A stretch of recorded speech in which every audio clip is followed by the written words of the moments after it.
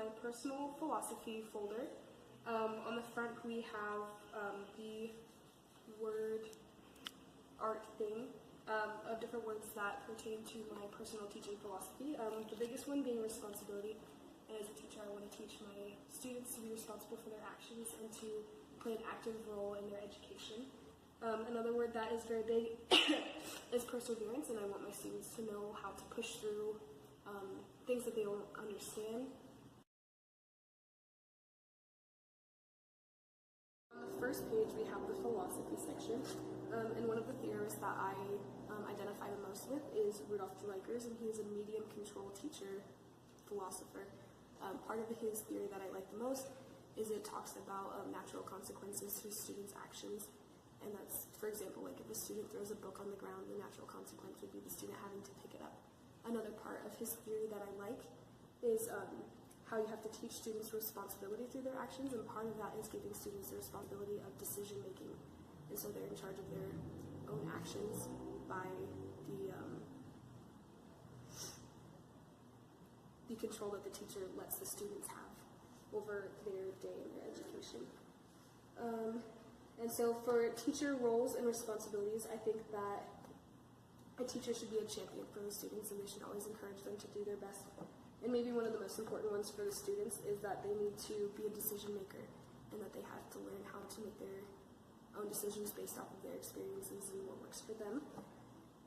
And for the responsibilities, teachers are responsible for engaging the students and preparing lessons that the students want to be a part of. And the students are responsible for working hard and collaborating with their peers. For the student-teacher relationship, I think that it's really important that both students and teachers be uplifting towards each other, and that they work together, the teachers work together to encourage the students, and that the teachers should create an environment where the students feel safe. Talking about teaching responsibility, a democratic classroom is a perfect way to do that, because you can give the students jobs, and they can be in charge of which jobs they do and helping out in the class.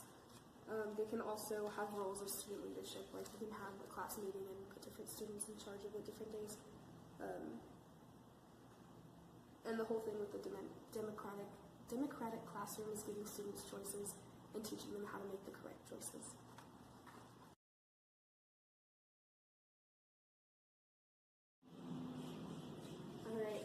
Page we have intentions for motivation, and there are different types of motivation that you can use in the classroom.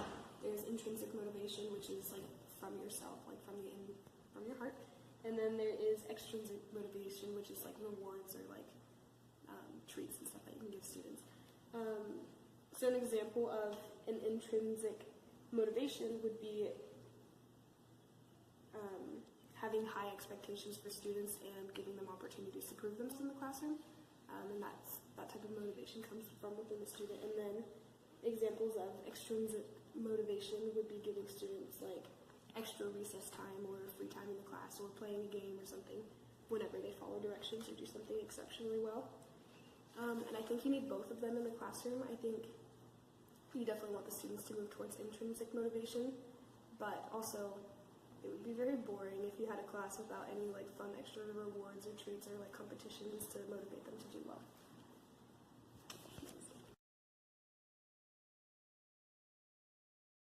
What we have is rules and procedures. One thing that I really like and that I want to take away from the class is how you can state rules positively, and so that kids don't get overwhelmed or discouraged from it. And so the rules that I would choose for my classroom would be to respect others, respect the materials, be kind, do your best work, and have fun. And I think with establishing rules, the most important part is being consistent and explicitly teaching the rules to your students, because if you just expect them to know how to behave, then like you can get a lot of different behaviors that might not be what you're looking for.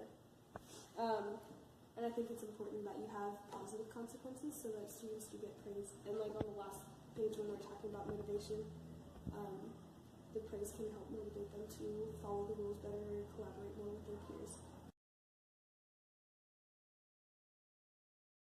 And the next part is prevention.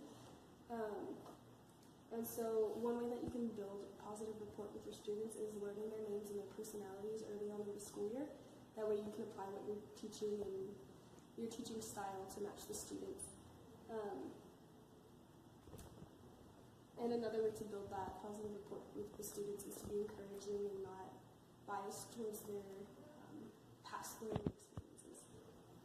So just some example procedures that we would have would be like lining up to lead the class. We would model it for the students, showing them how you push in their chair, and then we would practice it over and over with them. A lot of these are the same method of teaching it to the students. For also example, like sharpening your pencils, you would show them how, teach it multiple times, and then walk them through those steps.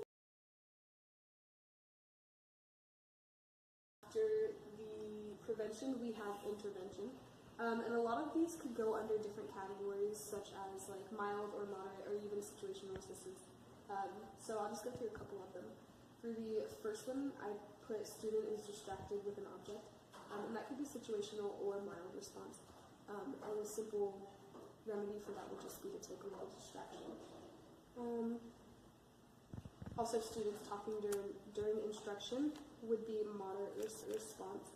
And you could just remedy this one by giving students the look or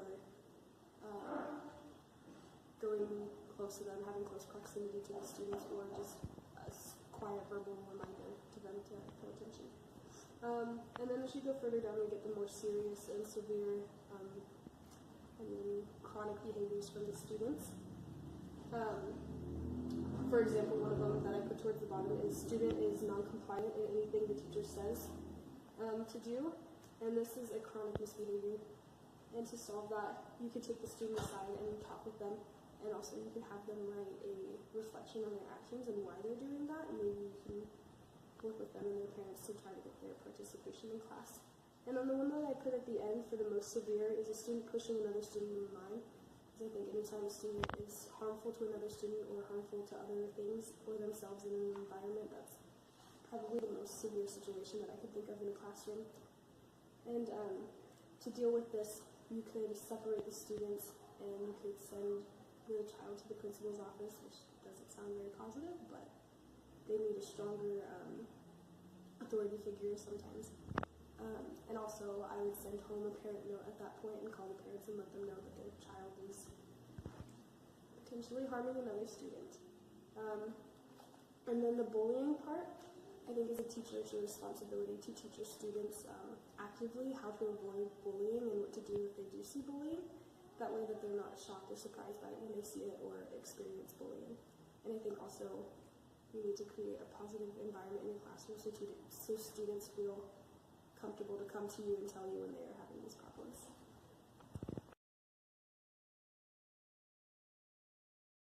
My classroom layout, I don't know if you can see it that well, but along this wall I would have the student library, the supplies, the desks are in the middle, the whiteboard, the teacher desk, and this would be for direct instruction to the classroom. And then I also have a layout for when the students do group work, we would push the desks together into little groups of 6. We have the student lockers over here, the mailboxes, and then the group work table back there. But one thing about the classroom that I would want to have in my future classroom is I want an organized classroom. This can affect the students in many different ways. It can affect their psychological mind in the class, and it can affect their stress level. Having a messy, disorganized classroom just kind of creates chaos in the classroom, and I want to create as much peace and safety in the classroom that I can for my students, and so I think organization is the most important part for me. On this page, I just have my narration for my classroom and why I would want to organize this way, and what my classroom would mean to me as a teacher. And then I have my personal philosophy paper, my motivation paper, I have my democratic classroom paper, and then I just have some different resources that I got through the classroom. Like this one is just different signs that the students can use to get what they need without disrupting the class, and these are different little popsicle sticks directions that we can give the students without also disrupting the class and just holding those up together.